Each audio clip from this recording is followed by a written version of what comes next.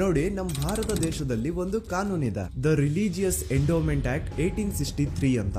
Basically ಈ ಒಂದು ಕಾನೂನು ಏನ್ ಹೇಳುತ್ತೆ ಅಂತಂದ್ರೆ, ಭಾರತದಲ್ಲಿ ಯಾವ್ದೆಲ್ಲ ಹಿಂದೂ ಟೆಂಪಲ್ಸ್ ಇದಾವೋ ಅವೆಲ್ಲ ಗವರ್ಮೆಂಟ್ ಪ್ರಾಪರ್ಟಿ. ಆ ಹಿಂದೂ ಟೆಂಪಲ್ಸ್ ನ ಮ್ಯಾನೇಜ್ಮೆಂಟ್ ಎಲ್ಲ ಗವರ್ಮೆಂಟ್ ಕೈಗೆ ಹೋಗಿ ಗವರ್ಮೆಂಟ್ ಡಿಸೈಡ್ ಮಾಡುತ್ತೆ ಆ ಮ್ಯಾನೇಜ್ಮೆಂಟ್ ಅಲ್ಲಿ ಯಾರ್ ಕೆಲ್ಸಕ್ಕೆ ಇರಬೇಕು, ಯಾರ್ ಕೆಲ್ಸಕ್ಕೆ ಇರಬಾರ್ದು, ಅಂಡ್ ಆ ಟೆಂಪಲ್ ಇಂದ ಬರ್ತಿರುವಂತಹ ಡೊನೇಷನ್ ಅಮೌಂಟ್ ನ ಏನ್ ಮಾಡಬೇಕು ಅಂತ. ಸೊ ಈ ಒಂದು ಕಾನೂನಿನ ಪ್ರಕಾರ ಗವರ್ಮೆಂಟ್ ಇಂಡಿಯಾದಲ್ಲಿರುವಂತಹ ಆಲ್ಮೋಸ್ಟ್ ಎಲ್ಲಾ ಹಿಂದೂ ಟೆಂಪಲ್ಸ್ ನ ತನ್ನ ಕಂಟ್ರೋಲ್ ಅಲ್ಲಿ ತಗೋತಾ ಇರ್ಬೇಕಾದ್ರೆ ಗವರ್ಮೆಂಟ್ ಅಫಿಷಿಯಲ್ಸ್ ಧರ್ಮಸ್ಥಳ ಶ್ರೀ ಮಂಜುನಾಥ ದೇವಸ್ಥಾನಕ್ಕೂ ರೀಚ್ ಔಟ್ ಮಾಡ್ತಾರೆ. ಅಂಡ್ ಆಗ ಇಷ್ಟು ದಿನ ಟೆಂಪಲ್ ನ ಕಂಟ್ರೋಲ್ ಮಾಡ್ತಿದ್ದಂತಹ ಆ ಗೌಡ್ರು ಕುಟುಂಬ ಏನ್ ಹೇಳುತ್ತೆ ಗೊತ್ತಾ, ಇಲ್ಲ ಇದು ಹಿಂದೂ ಟೆಂಪಲ್ ಅಲ್ಲ, ಇದು ಜೈನ್ ಫ್ಯಾಮಿಲಿಗೆ ಬಿಲಾಂಗ್ ಮಾಡುವಂತಹ ಒಂದು ಪ್ರೈವೇಟ್ ಟೆಂಪಲ್ ಅಂತ ಹೇಳ್ತಾರೆ. ನಾನು ಇಷ್ಟು ದಿನ ಧರ್ಮಸ್ಥಳ ಶ್ರೀ ಮಂಜುನಾಥ ದೇವಸ್ಥಾನ ಒಂದು ಹಿಂದೂ ಟೆಂಪಲ್ ಅಂತ ಅನ್ಕೊಂಡಿದ್ದೆ, ಆದ್ರೆ ಈಗಷ್ಟೇ ನನಗೂ ಗೊತ್ತಾಗಿದ್ದು ಇದು ಹಿಂದೂ ಟೆಂಪಲ್ ಅಲ್ಲ, ಇದು ಒಂದು ಜೈನ್ ಫ್ಯಾಮಿಲಿಗೆ ಬಿಲಾಂಗ್ ಮಾಡುವಂತಹ ಪ್ರೈವೇಟ್ ಜೈನ್ ಟೆಂಪಲ್ ಅಂತ.